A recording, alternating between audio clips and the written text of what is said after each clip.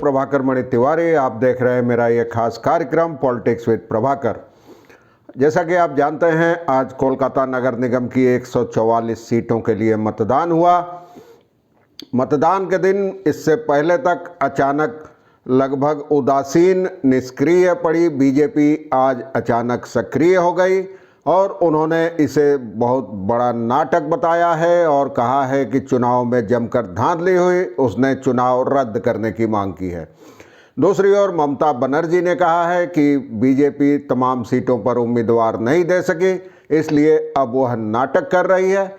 इस बीच चुनाव आयोग ने कहा है कि छिटफुट घटनाओं को छोड़ दें तो चुनाव शांतिपूर्ण रहे हैं।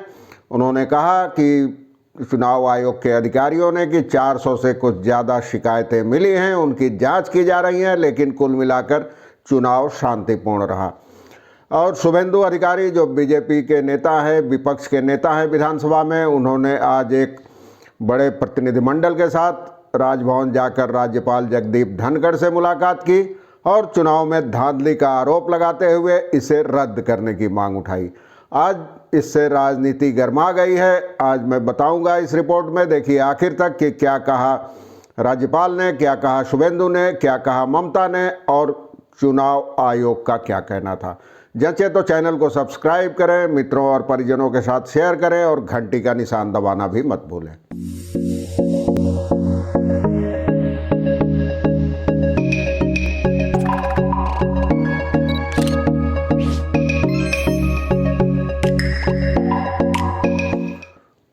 विधानसभा में विपक्ष के नेता शुभेंदु अधिकारी ने रविवार को कोलकाता नगर निगम के चुनाव को देश की आज़ादी के बाद पश्चिम बंगाल का सबसे बड़ा नाटक बताया है। रविवार शाम को उन्होंने एक प्रतिनिधिमंडल के साथ राज्यपाल से मुलाकात की राजभवन जाकर और कहा कि कलकत्ता नगर निगम इलाके के 20% वोटर ही मतदान कर सके हैं।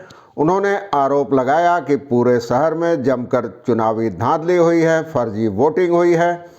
उन्होंने मांग की कि राज्यपाल से हमने पूरे चुनाव को रद्द करने की मांग की है, यह मांग रखी है उनके सामने। और राजभवन से बाहर निकलने के बाद उन्होंने पत्रकारों से बातचीत में आरोप लगाया धांधली का। उनका कहना था कि हमने सीपीएम के दौर में भी चुनाव लड़ा है। 1990 में हम कहते थे कि सीपीएम चुनावी धांधली करती है, लेकिन कोलकाता नगर निगम का आज हुआ चुनाव, इसने धांधली में पहले के तमाम चुनाव को पीछे छोड़ दिया है। और आज चुनाव के दौरान सॉल्ट लेक में शुभेंदु के घर को पुलिस वालों ने घेर लिया था, उस घटना पर भी विवाद हुआ। राज्यपाल ने भी उसे लेकर कई ट्वीट किए थे आज। और पुलिस अधिकारियों के साथ भी शुभेंदु की बहस हुई। वो नंदीग्राम के बीजेपी विधायक है, उनका कहना था कि कलकत्ता के वोट में मेरे परिवार को बाहरी कहा जा रहा है। और उन्होंने राज्यपाल से बताया कि इस मामले का भी आरोप लगाया है। इसके अलावा उन्होंने कहा कि विधायकों के हॉस्टल में ताला लगा दिया गया, जिससे बीजेपी के कई विधायक बाहर नहीं निकल सके, जबकि राज्य के मंत्री और तृणमूल विधायक मानस भुइया वहां से बिना किसी बाधा के बाहर निकले। और उनका कहना था कि राज्यपाल जगदीप धनखड़ को भी अपने सुरक्षा कर्मियों को बाहर छोड़कर ही मतदान केंद्र में जाना पड़ा। उनका आरोप था कि राज्य में लोकतंत्र जरा भी नहीं बचा है और उत्तर कोरिया की तरह तानाशाह का शासन चल रहा है। उसके बाद राज्यपाल ने जब बीजेपी प्रतिनिधिमंडल से मुलाकात की तो उन्होंने ट्वीट किया कि विपक्ष के नेता ने चुनाव में, नगर निगम चुनाव में हिंसा और धांधली का आरोप लगाकर चुनाव रद्द करने की मांग उठाई है। और उन्होंने कई मामलों की जांच की है, कोलकाता पुलिस की भूमिका की, विपक्ष के विधायकों को एमएलए हॉस्टल में बंद रखने की, इन तमाम चीज़ों की जांच की है। और राजभवन के बाद शुभेंदु अधिकारी चुनाव आयोग से मुलाकात करने गए, वहां उन्होंने शिकायतें भी की। तो ये चल रहा है। दूसरी ओर ममता बनर्जी ने कहा है कि बीजेपी के आरोपों को खारिज करते हुए उनका कहना था कि हर सीट पर उम्मीदवार नहीं दे सकी बीजेपी, इसलिए अब वह नाटक कर रही है। उनका कहना था कि बीजेपी के तमाम आरोप निराधार हैं चुनावी हिंसा के और तमाम चीज़ें। उनका दावा था कि मतदान शांतिपूर्ण रहा है।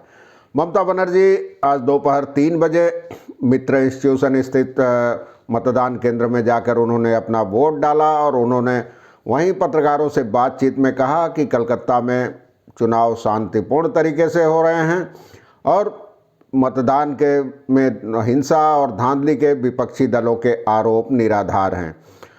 उन्होंने बीजेपी का नाम लिए बिना कहा कि अगर कोई सभी 144 सीटों पर लड़ाई नहीं कर सकता है तो उसका नाटक करना स्वाभाविक है। इन आरोपों को कोई तरजीह तवज्जो नहीं देनी चाहिए और मैं खुश हूं कि शांतिपूर्ण तरीके से चुनाव हो रहे हैं। हालांकि बीजेपी के प्रदेश अध्यक्ष सुकांत मजूमदार ने ममता के इस दावे को खारिज कर दिया। उन्होंने कहा कि यह कोई चुनाव ही नहीं हुआ, यह पूरी तरह नाटक हुआ। हर वार्ड में दोबारा मतदान कराया जाना चाहिए। उन्होंने कलकत्ता पुलिस की भूमिका पर भी सवाल उठाया और कहा कि पुलिस अपनी भूमिका निभाने में पूरी तरह नाकाम रही है।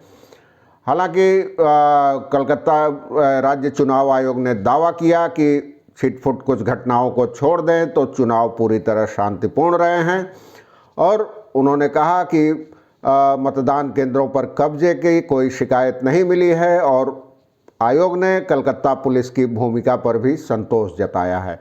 जबकि बीजेपी ने कलकत्ता पुलिस को कटघरे में खड़ा करती रही है और कुल मिलाकर 4,951 मतदान केंद्र थे, बूथ थे, वहाँ बनाए गए थे।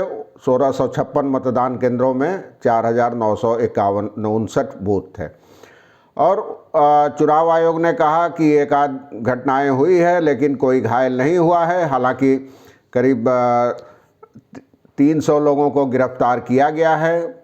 बीजेपी की एक उम्मीदवार 22 नंबर वार्ड की मीना देवी पुरोहित ने बूथ कब्जे का आरोप लगाया था। उन्होंने धक्का मुक्की का भी आरोप लगाया था।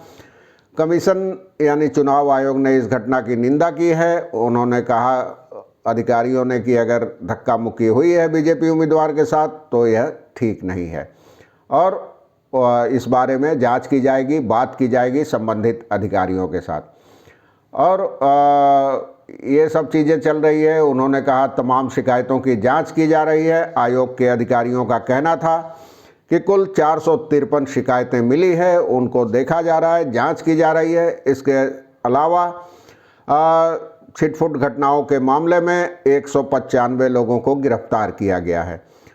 उनका आयोग का कहना था कि 55 मतदान केंद्रों में ईवीएम यानी इलेक्ट्रॉनिक वोटिंग मशीनें बदली गई तकनीकी खामियों के कारण से, लेकिन बूथ पर कब्जे का कोई आरोप, कोई शिकायत नहीं मिली है।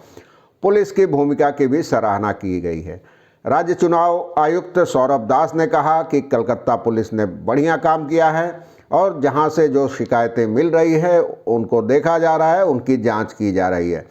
अब कल तक अचानक बीजेपी खेमे में जो उदासीनता देखने को मिल रही थी, तटस्थता एक तरह से चुनाव के प्रति देखने को मिल रही थी, आज सुबह से ही बीजेपी खेमा सरगर्म है। तमाम शिकायतें सुबह मतदान शुरू होते ही तमाम आरोप प्रत्यारोप लगने लगे, शिकायतें सामने आने लगी, कहीं धांधली के, हिंसा के, बूथ कब्जे के, कलकत्ता पुलिस की भूमिका पर। हालांकि तृणमूल कांग्रेस का दावा है कि अपनी बुरी तरह हार, चुनावी दुर्गति तय जानकर ही बीजेपी ऐसे बेसिर पैर के आरोप लगा रही है। खैर सच क्या है, कौन कितने पानी में है, कौन कितनी सीटें जीतेगा, यह तो अब 21 दिसंबर को पता चल ही जाएगा। मैं आपको लगातार अपडेट देता रहूँगा। आज के लिए बस इतना ही। धन्यवाद, नमस्कार।